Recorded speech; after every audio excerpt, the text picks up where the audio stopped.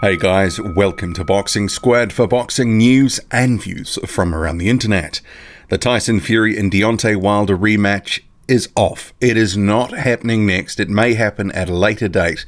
I'll go through the WBC president's statement and then a few thoughts, because there's a number of dominoes that could potentially fall as a result of this news. And who knows, Dominic Breazeale might be in pole position for a Deontay Wilder fight next. Let's get into it. Buckle in. Let's go.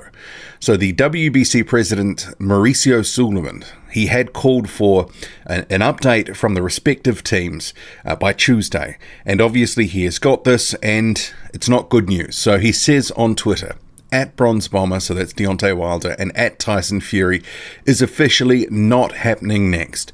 The WBC Boxing has received communications as our process, and while WBC champion Wilder confirmed its willingness to fight the rematch, Fury will take on another fight with expectations to do the rematch at a later date. And that concludes the statement from Mauricio Sulaiman. So pretty to the point, and this was sort of, for many fans, it's not a shocker because it was starting to come down the pipe as of last week when Tyson Fury signed with Top Rank. It sort of threw this rematch into doubt because of the broadcasting issues. They were apparently close to making a deal. Fury reportedly had a contract for 50-50, but sat on it for a week while he got his Top Rank co-promotional deal done, and so that aligns him with Top Rank Bob Arum and also his existing promoter Frank Warren of Queensbury Promotions. So my initial take on this is it's disappointing, because this was a rematch many people wanted to see given what happened the first time around.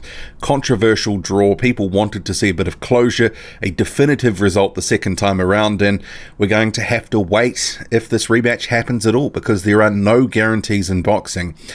And it is a shame, because it was looking like this would be a decent fight for fans to look forward to in May. They were talking May 18, but that is not happening now. Mauricio Sulaiman confirming it is off. And that's not to say that Deontay Wilder, won't end up going to do a deal with Top Rank. He has been offered some form of deal for decent money with potential interim fights before a Tyson Fury rematch. That is the sort of roadmap that has been laid out by Bob Arum in public, that if Deontay Wilder wants a rematch with Tyson Fury, they need to have an interim fight or two ahead of that to build it to audiences on ESPN. He believes they could ultimately do 1 to 2 million pay-per-views on the big network that is ESPN. So we'll have to see what happens there. I'm not holding my breath. The offer has gone out. Deontay Wilder, who knows what he will do now. But in respect of the what next for both, or Tyson Fury, he will end up having a fight against, someone potentially within the Top Rank stable or affiliated with the Top Rank stable. There has been some talk in the last day or so of a Joseph Parker fight. That's been more sort of rumor than connected to any facts regarding the situation. But there are other heavyweights within the Top Rank stable that Tyson Fury could be lined up for, and we're going to have to start examining some of those options. And it may be someone brought in from outside the stable that comes in.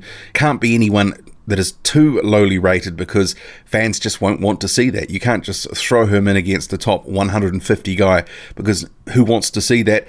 And that could be the sort of thing that actually dents his profile.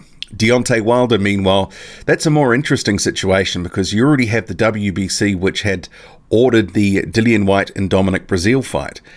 Will they continue with that, or was that contingent on this fight going ahead?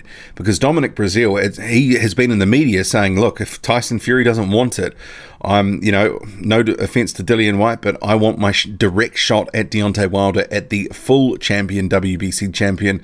I don't mind fighting Dillian Whyte for an interim belt, but I would rather have that direct shot at Deontay Wilder. So we will see what happens now with that situation, because if it doesn't go ahead, then you have to look at the potential other options, and that could include number 3 rated contender Luis Ortiz. He's got a fight coming up March 2nd, or also Adam Kovnatsky, who is the number 5 rated contender. And I guess the other thing to consider with all this is Tyson Fury had climbed to number 2 in the WBC rankings over recent months, first entered at number 7, about 6 months ago. Given that he is not fighting Deontay Wilder now, and he had been ordered to do so, Does this mean he's actually going to be dropped down or out of the rankings? We'll have to see on that.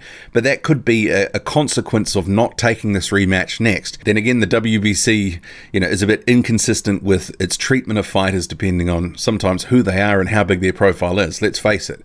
It is a horses for courses arrangement, and if you don't have, if you're not a big ticket seller or a big money earner in sanctioning fees for them, you're probably in a worse situation. So Tyson Fury not fighting Deontay Wilder next. Big news, disappointing news, but it sort of was coming given the news of last week. What do you make of it all? Drop a comment loud and often, hit like, hit subscribe, follow me on Twitter, boxing_squared. I'm out.